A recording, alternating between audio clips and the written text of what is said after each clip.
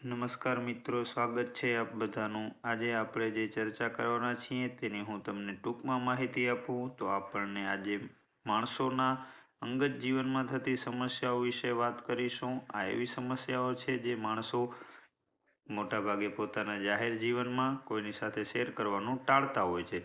તો ચાલો હવે જાણીએ આવી સમસ્યાઓ અને તેમના સમાધાનો. પ્રશ્ન નંબર 1. હું 21 વર્ષની છું. મારી સમસ્યા એ છે કે મારે એ નીચેના ભાગમાં ત્વચા એકદમ કાળી છે. હું ઘણીવાર બ્લીચ પણ કરું છું પણ એ કાળાશ ઓછી થતી નથી.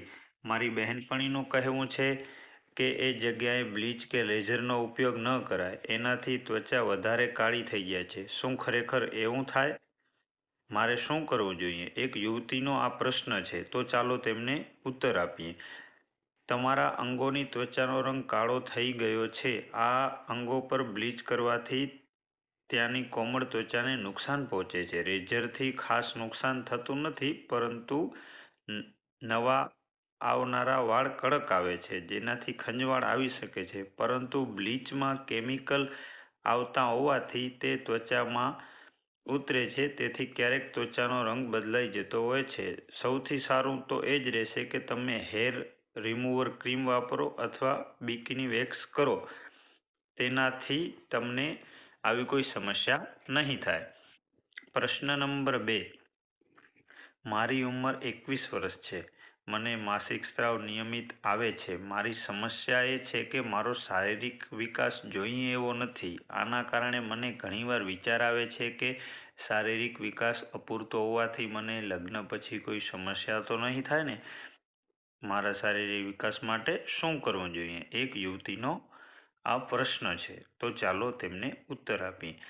તમારી ઉંમર 21 વર્ષ છે અને માસિક સ્રાવ નિયમિત આવે છે. એનો અર્થ એ છે કે તમારું શરીર નોર્મલ છે અને કોઈ જાતની તકલીફ. હવે તમારા અપૂરતા શારીરિક વિકાસ અંગેની વાત કરીએ તો ઘણી યુવતીઓને આવી સમસ્યા થતી હોય છે. તમને ચિંતા છે કે તમારા ભાવિ જીવનમાં એટલે કે લગ્ન પછી કંઈ સમસ્યા થાય, પરંતુ કેટલીકવાર યુવતીઓ શારીરિક વિકાસ લગ્ન પછી થતો હોય છે, માટે આ અંગે ચિંતા કરવાની જરૂર નથી. તમારો શારીરિક વિકાસ થાય એ માટે હવે તમે કોઈ પ્રયત્નો કરવાની જરૂર નથી. પ્રશ્ન નંબર 3.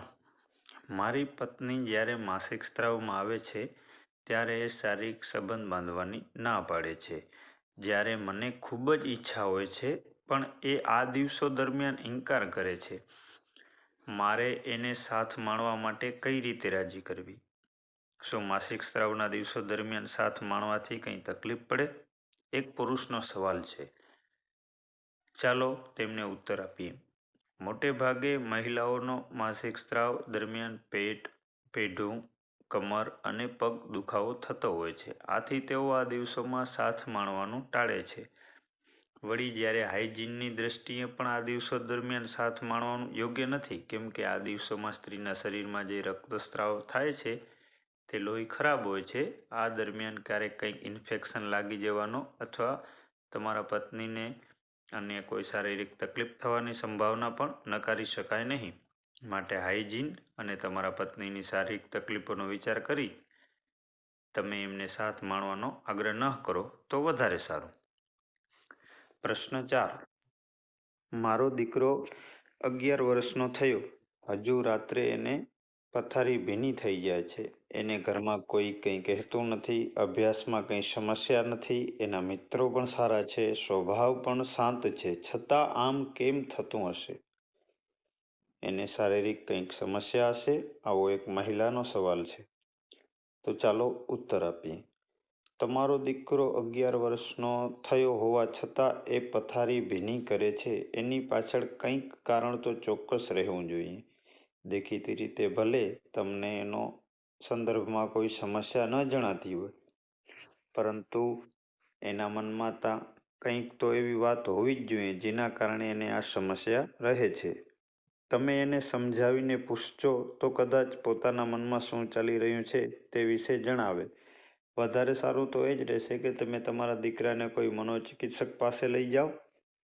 એ તમારા દીકરાના મનમાં શું છે અને એની આ સમસ્યા અંગે દીકરા સાથે વાત કરશે અને ચોક્કસ કારણ જાણી તેનો ઉકેલ પણ સમજાવશે. પ્રશ્ન 5. મારી ઉંમર 18 વર્ષ છે. મને કોઈ વિજાતીય વ્યક્તિ અજાણી હોય તો પણ એને જોઈ સાથ માણવાની ઈચ્છા થઈ જાય છે. મારા ઘરમાં અને મને મળેલા સંસ્કારમાં કશી બાબતમાં કચાશ નથી, છતાં મારી સાથે આવું કેમ થતું હશે? એક યુવતીનો આ પ્રશ્ન છે. ચાલો ઉત્તર આપીએ. તમારા જેવી સમસ્યા અન્ય યુવતીઓની પણ હોય છે. તમારી જે સમસ્યા છે તેમાં ઘર કે સંસ્કારનો કશો સંબંધ નથી. ખરેખર તો તમારા શરીરમાં હોર્મોન્સ સક્રિય થઈ ગયા છે. ઘણી યુવતીઓ જ્યારે પોતાની બહેનપણીઓ પાસેથી અથવા ફિલ્મો કે વેબ સિરીઝમાં ચોક્કસ પ્રકારના દ્રશ્ય જુએ છે ત્યારે તેમના શરીરમાં જાતીય હોર્મોન્સનો સ્ત્રાવ વધી જતો હોય છે. આથી આમ બનતું હોય છે. તમારે ચિંતા કરવાની જરૂર નથી. આ કોઈ ગંભીર બીમારી નથી. સમય જતાં તમારી આ સમસ્યા દૂર થઈ જશે. પ્રશ્ન 6. હું 20 વર્ષનો જુવાન છું. છેલ્લા 2-3 વર્ષથી હું મારા મિત્રો સાથે અને યુવતીઓનો સંપર્કમાં આવ્યો છું અને અમારા સંબંધો ગાઢ રહ્યા છે. મને ઘણા સમયથી શરીરમાં ઝીણો તાવ રહે છે અને નબળાઈ પણ અનુભવાય છે. મને શંકા જાગે છે કે આ કોઈ બીમારીના લક્ષણ તો નહીં હોય ને?